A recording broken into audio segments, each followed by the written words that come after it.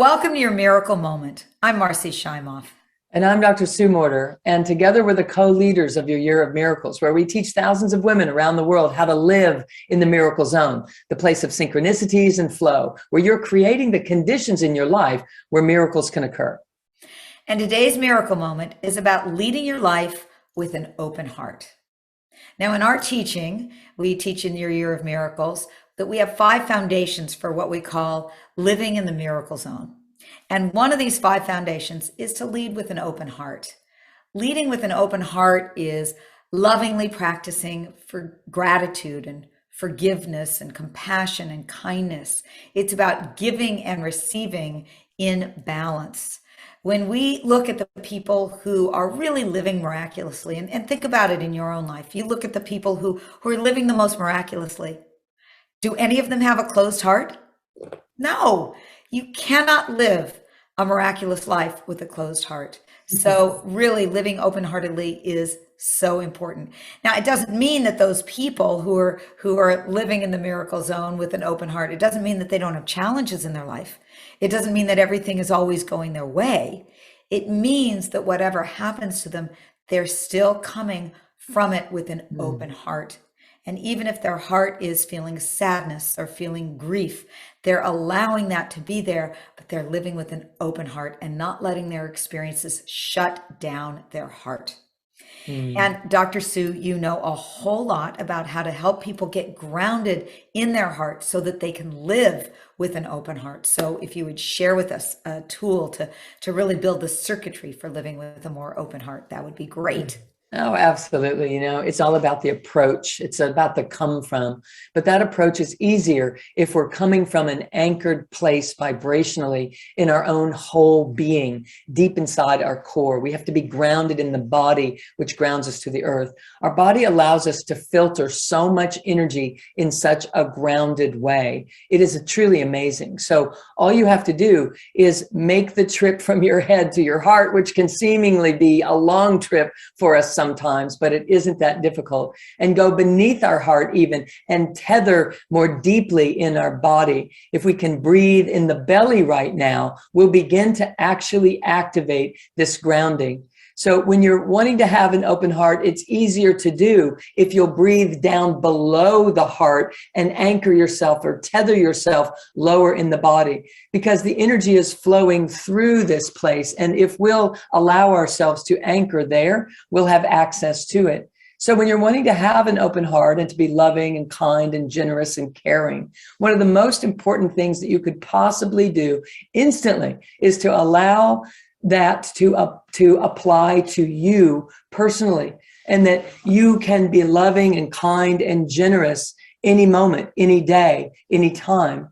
We have to be compassionate and caring with ourselves. You have to be compassionate and caring with you. You have to be forgiving with you. And when you do that, you're making your own life so much easier. You're opening it to this flow, and you're absolutely allowing this heart vibration to express. Being easier on yourself is exactly how this happens. And then we can, in turn, engage with others in an open-hearted fashion. Tough to find if we're not even feeling it for ourselves. So when we're grounded in the truth of who we are, we can feel this flow and exchange. I love that, Sue. So one of the things that we do then, as you said, is that you ground in the body by breathing into the belly, and that allows us a greater access to have spaciousness and room to open up our heart. And even just to put our attention on moving our energy from our head down to our heart and then down to our belly. Yeah. So I want to just say one other thing about living with an open heart, and that is that people who truly live with an open heart are equally comfortable in receiving and in giving.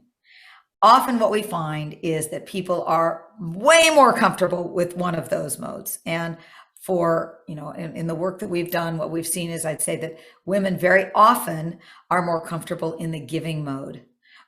And they say, oh, I can't receive. But really, leading with an open heart means that you're able to both give and receive.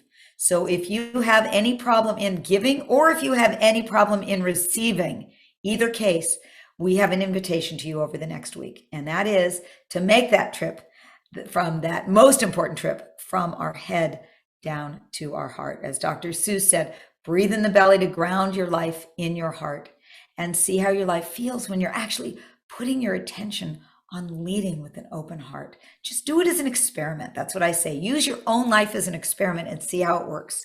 So we want to hear from you. How is it working for you? What are your experiences? Leave us some comments. And we certainly send you our love from our hearts. The heart, I believe, is the most treasured place there is on the planet. Definitely, definitely. And leading with that heart space means you're in this heart vibration before you take action, before you say something or do something, that you feel life feeling good in your body. When you have that as a reference point, everything that you do comes through in the vibrational frequency of love. You can be strong and smart and soft and clear all at the same time. You can be gentle and warm and be in your true power simultaneously. This is the point. Great. So we're going to leave you with a wonderful quote today from Oprah, who said, "When you live with an open heart, unexpected joyful things happen." You know, I absolutely believe that. I know Dr. Sue absolutely believes that. So may we all live with an open heart. And our wish from our hearts to you is that you have lots of blessings, lots of unexpected, joyful things happening as a result of living with an open heart. Lots of love. Absolutely. Much love, everyone.